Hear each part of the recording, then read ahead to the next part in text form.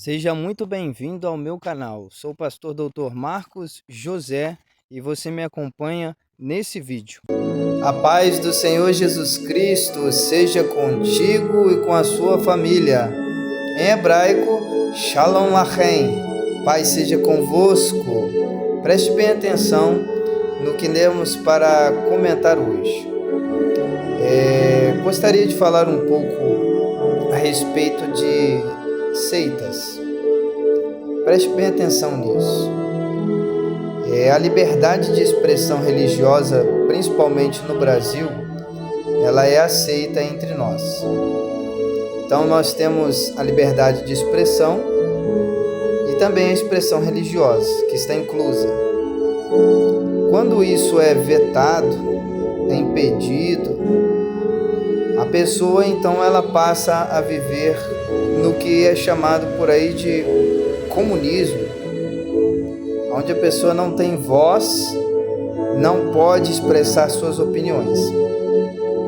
Mas expressamos a nossa opinião não para denigrir a imagem de outras pessoas, mas aqui nesse canal a nossa forma de falar é a forma bíblica e teológica. A forma do meu canal é bíblica e teológica. E aqui nós discutimos principalmente assuntos relacionados à Bíblia.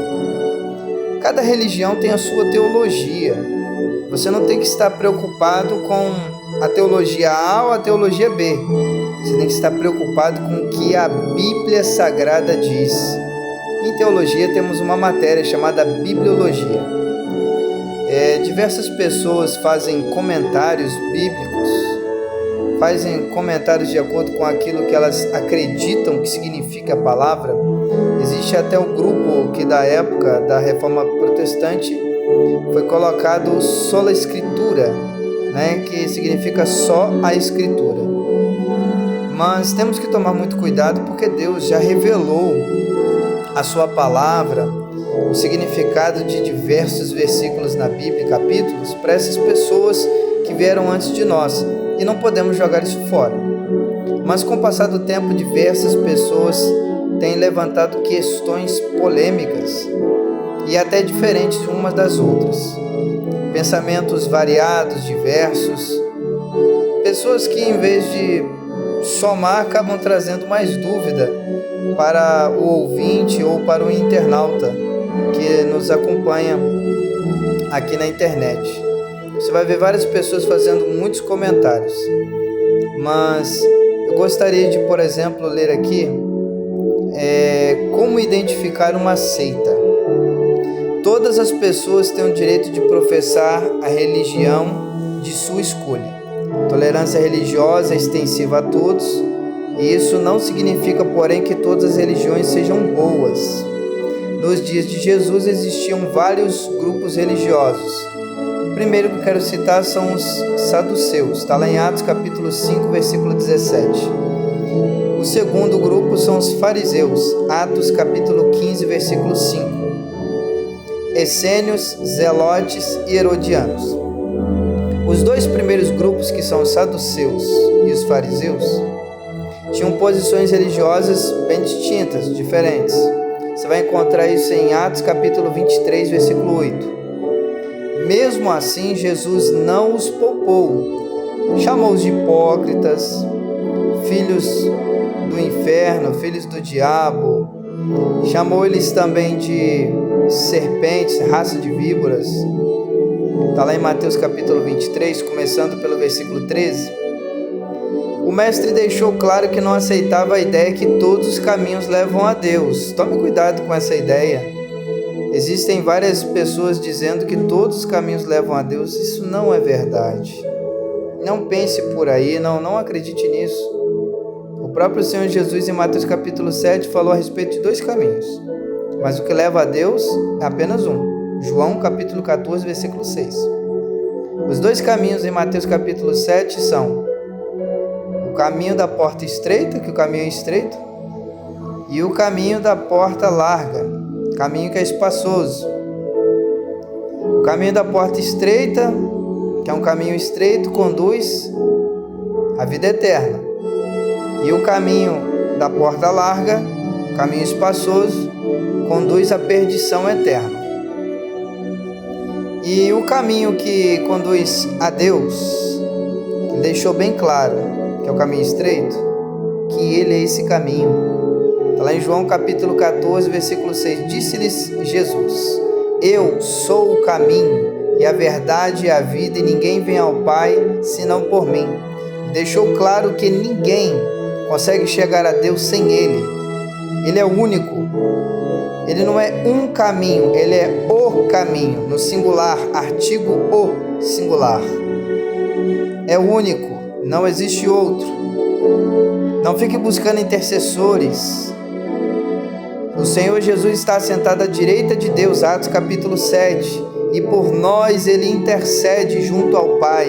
O trono de Cristo Jesus está ao lado direito de Deus, Pai. Ele intercede por nós.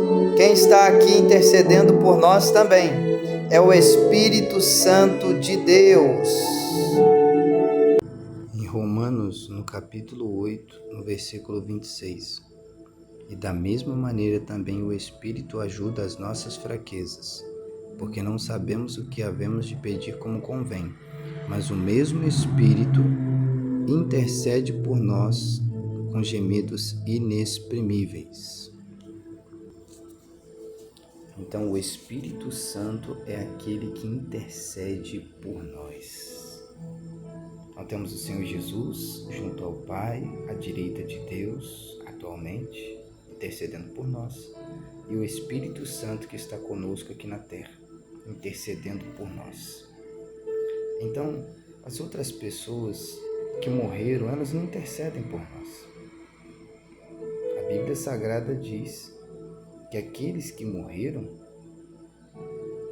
estão no local onde foram julgadas durante o tempo que estavam na terra. Ao homem foi dado uma vez morrer, seguindo depois disso o juízo. Juízo é julgamento.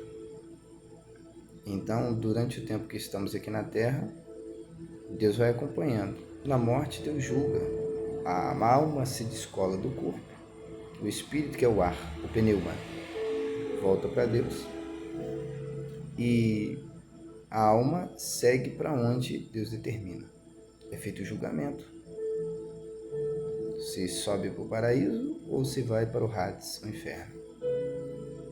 Depois do julgamento final, que está lá em Apocalipse capítulo 20, aí a pessoa vai ser colocada diante do trono de Cristo, trono branco. É Cristo quem estará julgando. Lá em João capítulo 5 diz que o Pai ninguém julga, mas deu ao Filho o poder para julgar. Então o Senhor Jesus é que vai julgar, porque ele que vem em forma humana.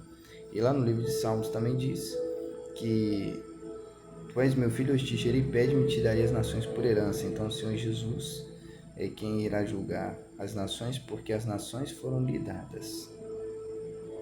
Então vamos observar que Maria, Pedro, João, Tomé, Tiago, que seja quem for, morreu, não está intercedendo por nós. Está onde Deus determinou que estivesse, segundo a vida que levou e a escolha que fez. Agora, a palavra de Deus, ela diz que o Senhor Jesus e o Senhor Espírito Santo é que intercede por nós. Vamos continuar aqui a respeito do estudo dessas seitas, de como identificá-las. E diz assim: os apóstolos tiveram a mesma preocupação, não permitir que heresias, falsos ensinamentos adentrassem na igreja. O primeiro ataque doutrinário lançado contra a igreja foi o legalismo.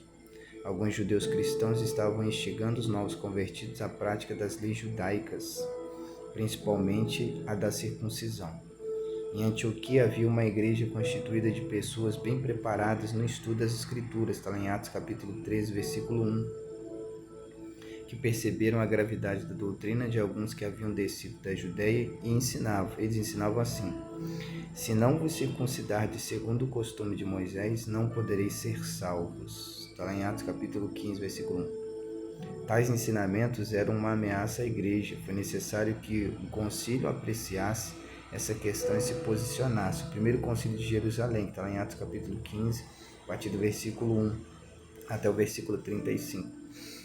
Temos essa narrativa que demonstra a importância de considerarmos os ensinos que contrariam a fé cristã. Para quê? Para discutir sobre isso e não deixar isso influenciar os irmãos na fé. Existem outras fontes que ameaçam a igreja e a gente destaca a pluralidade religiosa. Tem muita gente que mistura as coisas. É uma mistura de cristão com outras religiões. Tem muitos cristãos aí que se misturam com maçonaria e outras mais. É uma coisa muito triste que tem acontecido, né? Pluralidade religiosa, né?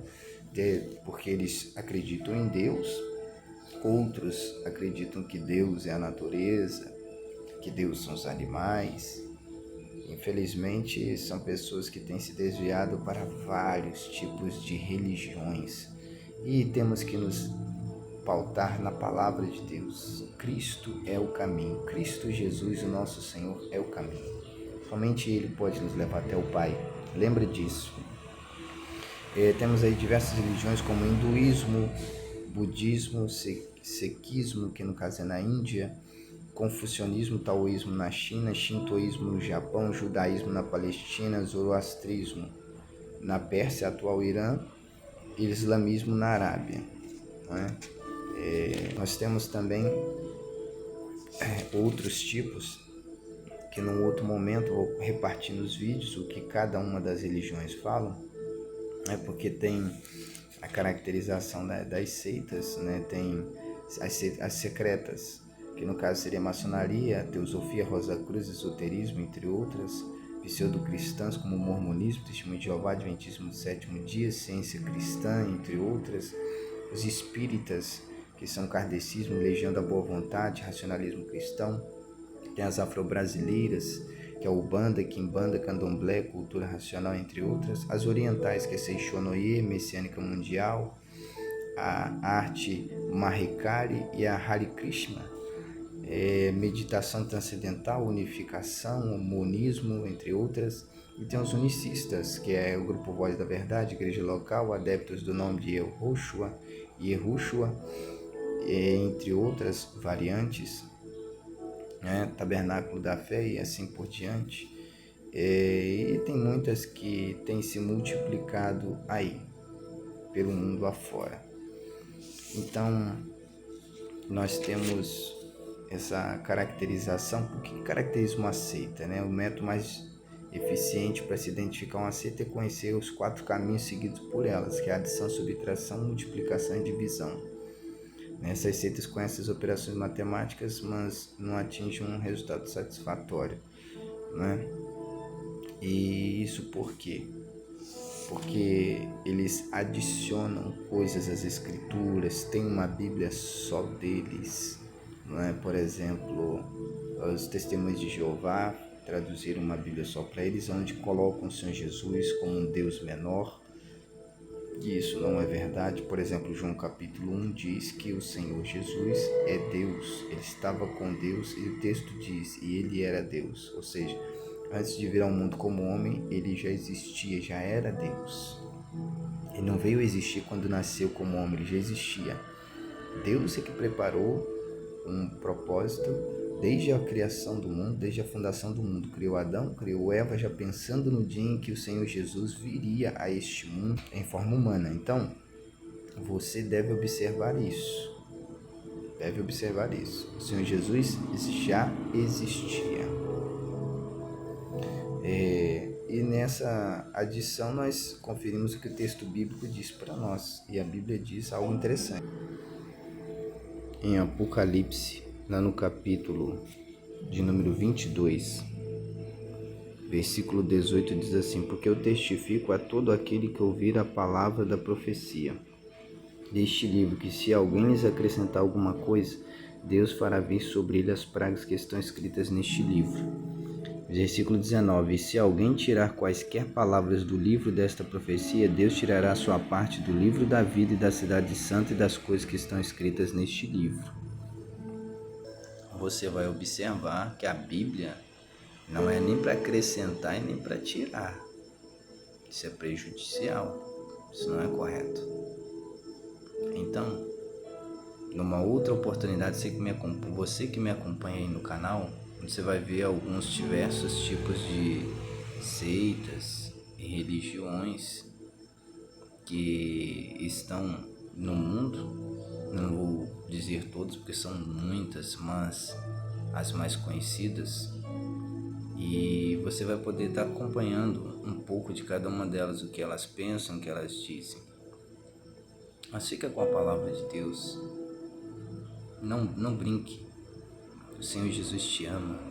Ele quer fazer um milagre na sua vida. E o maior milagre é a salvação. Não pense que quando morrer vai acabar tudo por aqui, porque não vai acabar. Nós seguimos um julgamento.